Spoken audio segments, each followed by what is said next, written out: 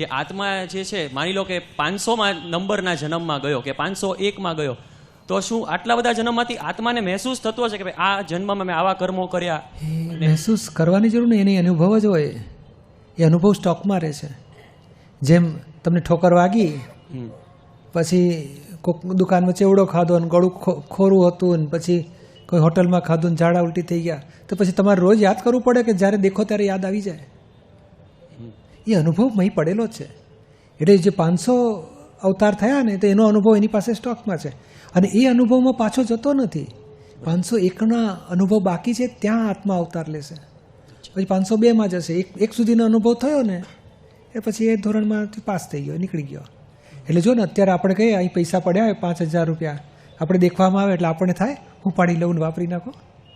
કારણ આપણે ડેવલપમેન્ટમાં આવી ગયા કે ના, જેનું એ પાછું આપો, નહીં તો સંસ્થાને મૂકી દો, ભાઈ તપાસ કરો કોનો માલ છે, આપી દો પાછું. કેમ તમારે ચોરી, જૂઠું બોલાય જો, પણ ચોરી કરવી, દારૂ પીવો, વ્યભિચાર, એ બધું ઊંચા સંસ્કારી કુટુંબમાં બધું બંધ થઈ ગયું હોય. એ ઊંચા ડેવલપમેન્ટમાં આવ્યો. વ્યસન બેસન છૂટી ગયા હોય. જુગાર ગુગાર ના, બાપ લોટરી તમે લીધી ના, હું જિંદગીમાં લેતો જ નથી કે આ કોણ લે, આ ખોટા ધંધા. એ બધું કેટલું છૂટી ગયું હોય. એનું ડેવલપમેન્ટ કહેવાય એનું. બરાબર.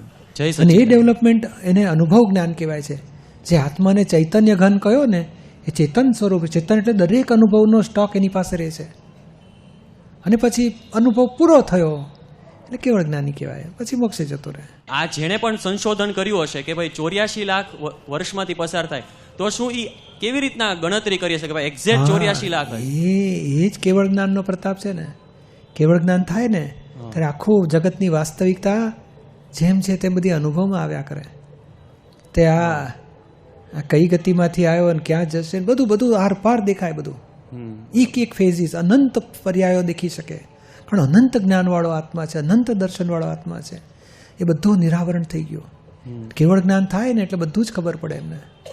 અને એમણે જ આ કેવળ જ્ઞાની તીર્થંકર ભગવાન, સિમંદર સ્વામી કહો કે મહાવીર ભગવાન આપણે ત્યાં થયા, એમણે જ આ બધું ખુલ્લું કર્યું. આ જગતમાં નિગોદ છે, અવ્યવહાર રાશિ છે, આવી રીતે આવે છે ને આવી રીતે જાય છે, આટલી યોની છે ને આવા જીવો છે, બધા બહુ વર્ણન છે. નહીં તો મનુષ્યને ના ખબર પડી છે. બુદ્ધિથી બિચારાને આમ તો વાઈફ ઉપર શંકા કરતો હોય તો સાચું કહે, સાચી વાત છે કે નહીં? એટલે આવડે તમે આટલા 25 વર્ષથી હાથે રહેતો હોય શંકા, એટલે આ બુદ્ધિના ઠેકાણા નથી. એ બુદ્ધિ ના દેખાડી શકે વાસ્તવિકતા. અને જ્ઞાન થાય છે, પોતાનું અહંકાર બુદ્ધિ ખલાસ થઈ જાય પછી એ જ્ઞાન થાય છે. અને એ જ્ઞાન એટલું નિરાવરણ હોય છે કે જગતનું જેમ છે તેમ બધી અવસ્થાઓનું વર્ણન કરી શકે.